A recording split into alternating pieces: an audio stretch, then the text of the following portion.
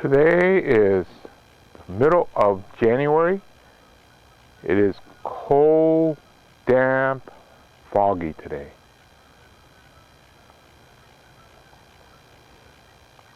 Here's a project that I'm considering doing. If you look, these were just dug out a day or two ago. I had to use my tractor with the backhoe to get them out.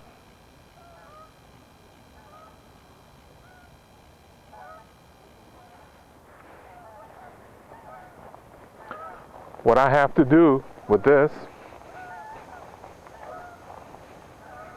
is take these and make them into little bonsais, well, big bonsais.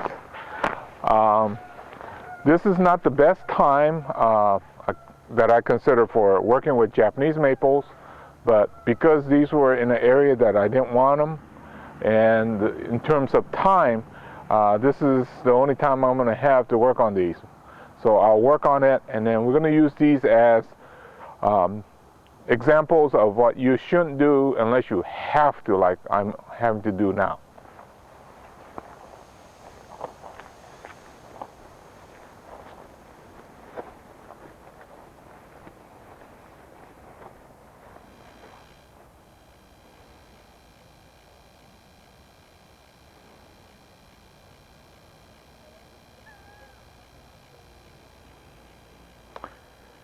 Probably going to be an all-day, maybe even a two-day job to get all these cut down and into containers.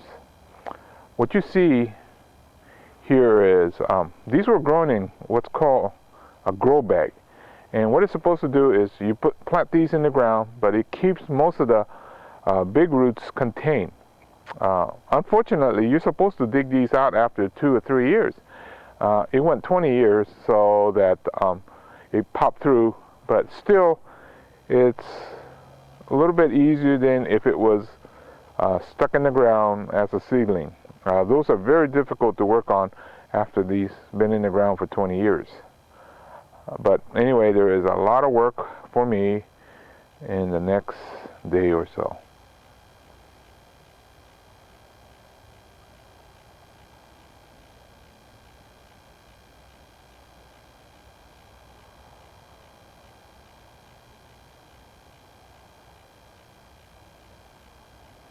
I just wish it would warm up a little bit.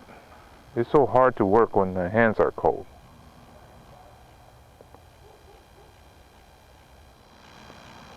Okay, I just got started on the first one. There was 2 in one bag, so I had to take it apart.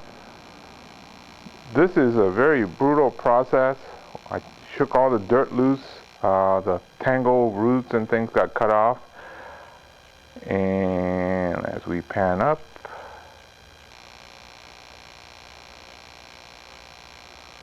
I'm down to 2 stubs.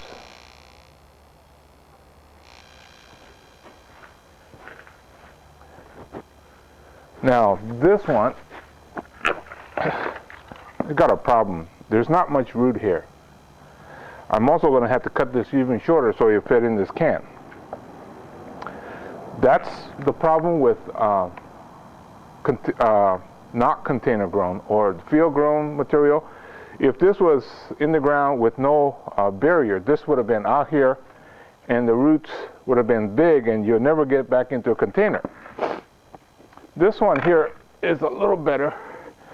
You see all the feeder roots? I did cut the big ones, but the important part is these. These are your feeder roots, and I think this one's going to have a good chance of survival. This one is going to be stressed off the heck. But that's the only thing I could do. I'm also going to cut this.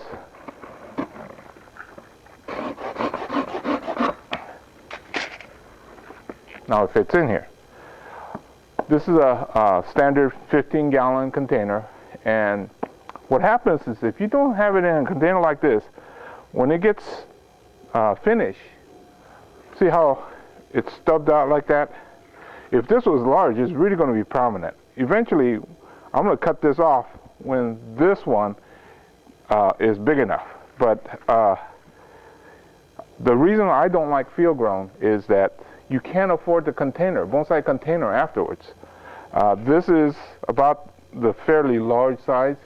If you grow it in a container that's this big, you're going to be into hundreds, if not thousands of dollars just for your container, and they're very difficult to find.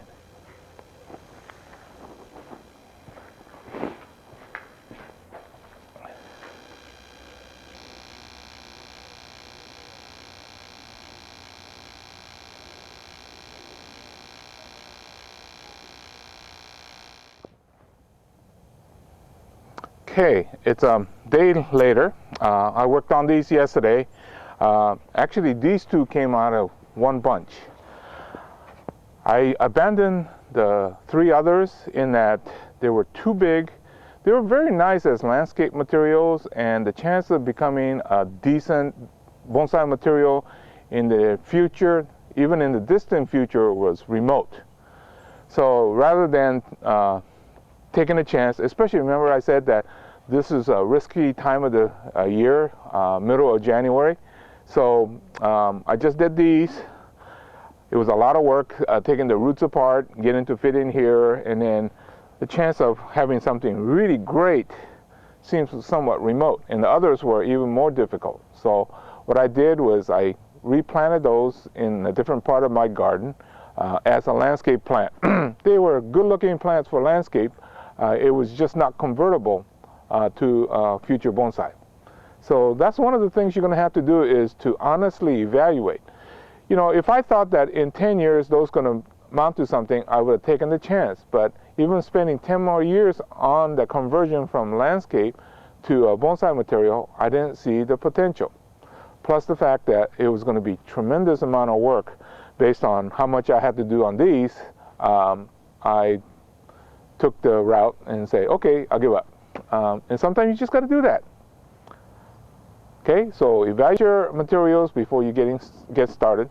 Don't be afraid to say, okay, I'm going to spend another 10 years on it, but make sure that after 10 years that it will amount to something.